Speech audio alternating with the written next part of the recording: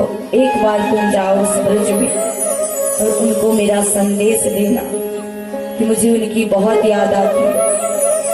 उद्धव ने देखा और बड़ी टेढ़ी नजर से देखते हैं कि महाराज याद आ रही है इस परम ब्रह्म को, उन ब्रजवासियों की याद आ रही है इस परम ब्रह्म को, और जाए कौन संदेश लेकर के। मैं बृहस्पति का शिष्य, ज्ञानियों में श्रेष्ठ, यदुवंशियों का प्रबल मंत्री, क्या समझाऊंगा उन गवारियों को,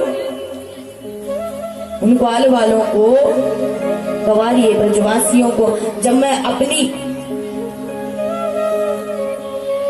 इस ज्ञान की बातों से समझाऊंगा, क्या समझेंगे वो मेरी बात को।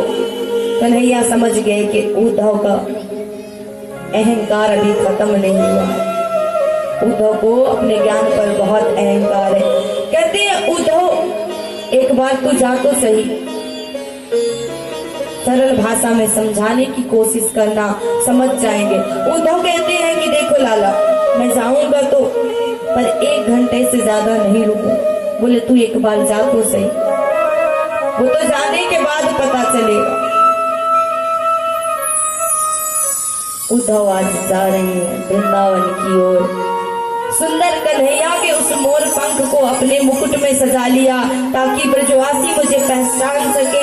उस कारी कंवरिया को ओढ़ लिया ताकि ब्रजवासियों को पहचानने में कोई तकलीफ ना हो, और रथ का मुख किया ब्रज की ओर, वृंदावन की ओर।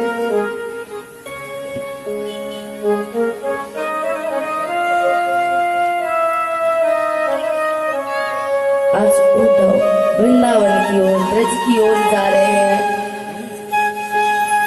आपको ये ज्ञान होना चाहिए कि जो मथुरा है वो ब्रज में नहीं आता है, ब्रज 84 कोस में मथुरा नहीं आता है, क्योंकि मथुरा में कंस जैसे राक्षस थे।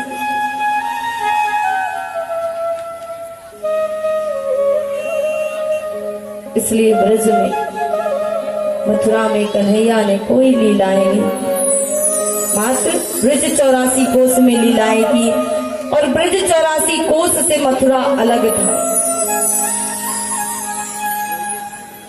आज ब्रज की ओर, वृंदावन की ओर उद्धव जा रहे हैं।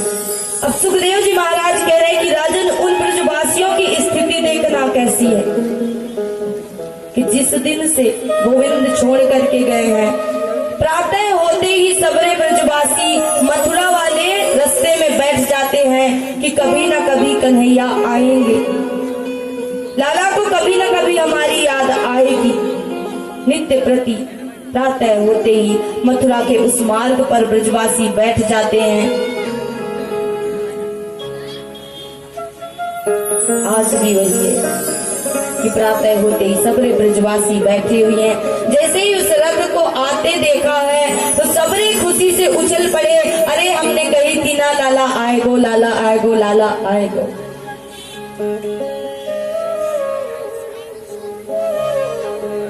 रथ रुकता है, उद्धव जी उतरते हैं। उद्धव जी ने प्रणाम किया कि मैं आप सभी को प्रणाम करता हूँ, कन्हैया ने मुझे भेजा है। कहते हैं वाह रे लाला, याद भी आई इतने दिन बाद और भेजा भी है तो संदेश लेकर कि संदेश वाहक को। कहते हैं देखो, मैं आपको यही बताने के लिए आया हूँ कि आपकी बहुत याद आती है उनको, आप उनके प्रेम को गलत ना समझें। और मैं आप सभी से निवेदन करता हूँ कि मुझे यशोदा मैया नंद बाबा के महल का मार्ग बताइए।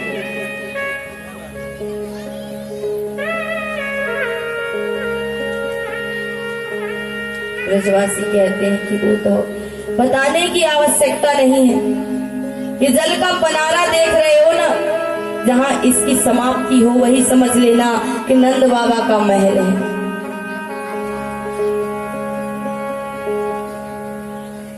क्योंकि ये पनारा कुछ और नहीं, ये जल नहीं है, ये समस्त गोपियों के, राधा रानी के, यशोदा मैया के नेत्रों से बहने वाले वो अश्रु है जो कन्हैया के जाने के बाद से निकल रहे हैं और आज तक सूखा नहीं है।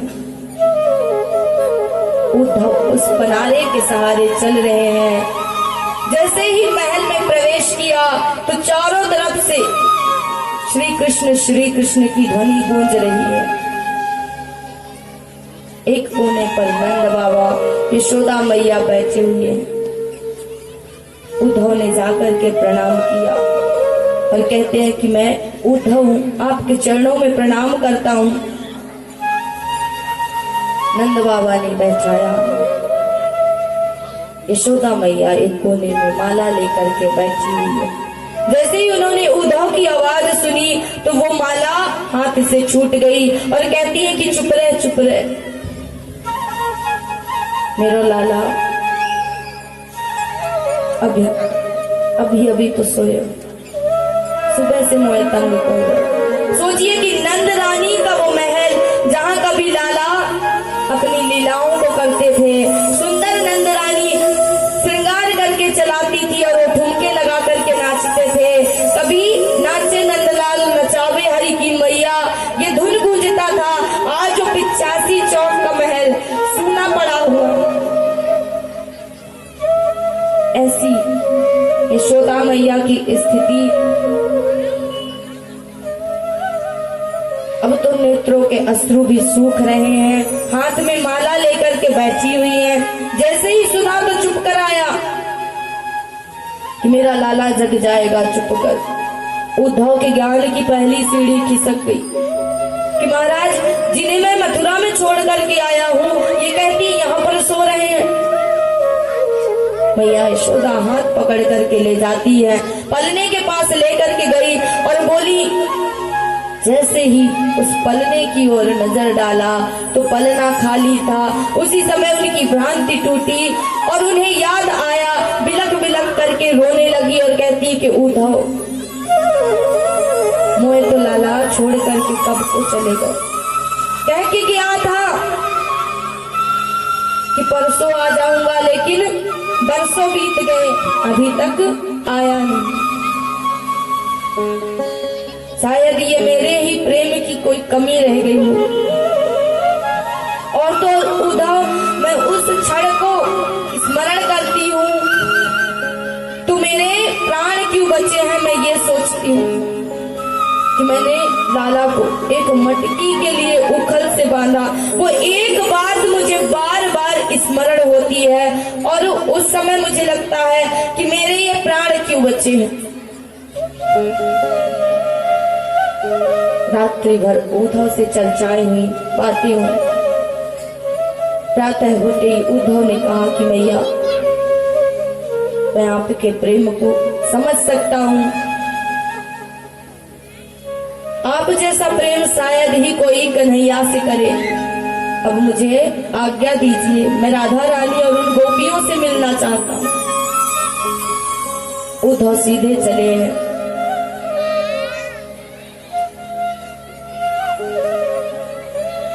जहाँ पर समस्त गोपियां और राधा रानी विराजमान हैं। चारों ओर गोपियां बैठी हुई हैं, बीच में राधा रानी बैठी हुई है। उद्धव एक वृक्ष के पीछे छिप जाते हैं। सोचते हैं कि जिन नंद बाबा यशोदा मैया से बात करने के लायक अपने आप को नहीं समझता, तो इन गोपियों से, राधा रानी से कैसे बात करूंगा। उद्धव एक वृक्ष के पीछे छिप करके देखते हैं। सबरी गोपियां राधा रानी से बात कर रही है कि हे किशोरी, आज मैंने सब अपने अपने सपनों की बात बता रही है कि आज मैंने कन्हैया को देखा। वो मेरे बछड़े को छोड़ करके भाग रहे थे। मैं उन्हें पकड़ने के लिए दौड़ी और उसी क्षण मेरे नेत्र खुल गए। एक गोपी कहती है कि आज मेरे घर आए थे, मेरी मटकी फोड़ी, दही चुराई। मैं पकड़ने के लिए जैसे ही भागी तो हाथ से छूट गए। तभी मेरे नेत्र खुल गए।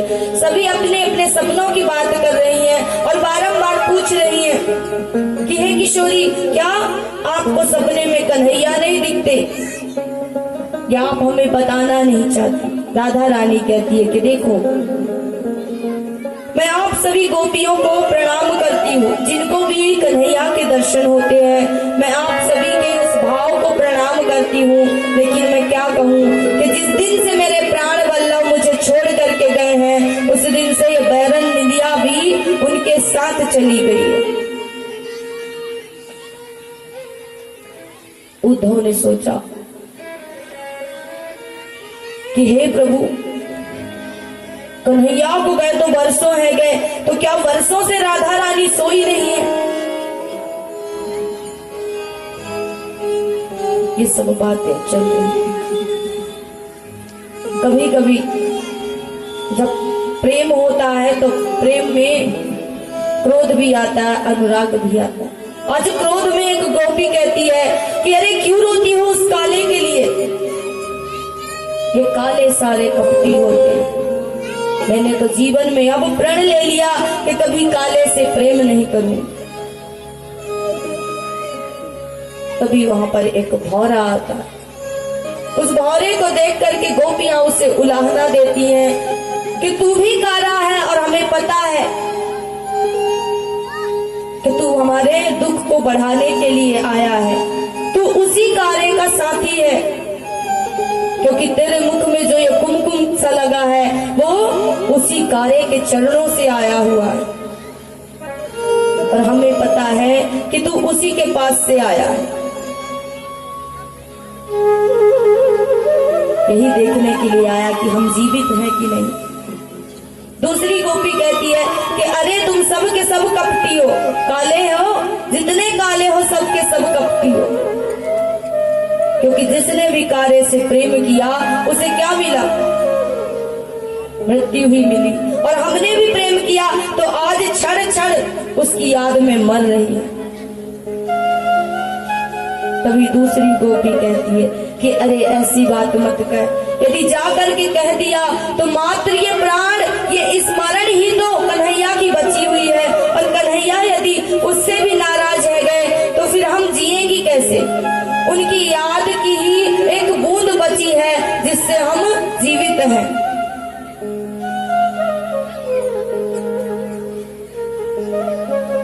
उद्धव इन सब बातों को सुन रहे थे। जैसे ही गोपियों ने विराम दिया, उद्धव निकल करके आए और कहते हैं आप सभी गोपियों के चरणों में मैं प्रणाम करता हूं, लेकिन आप जिसे ब्रज का वो बाला कन्हैया समझती हो वो कोई और नहीं, वो साक्षात परम ब्रह्म है, परम पिता परमेश्वर है। मैंने स्वयं अपने गुरु से जाना है कि वही परमात्मा है, वही परमेश्वर है।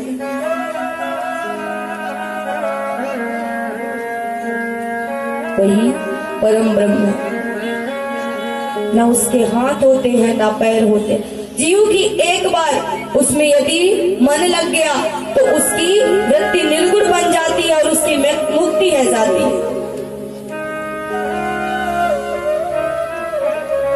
गोपियां कहती हैं कि उद्धव,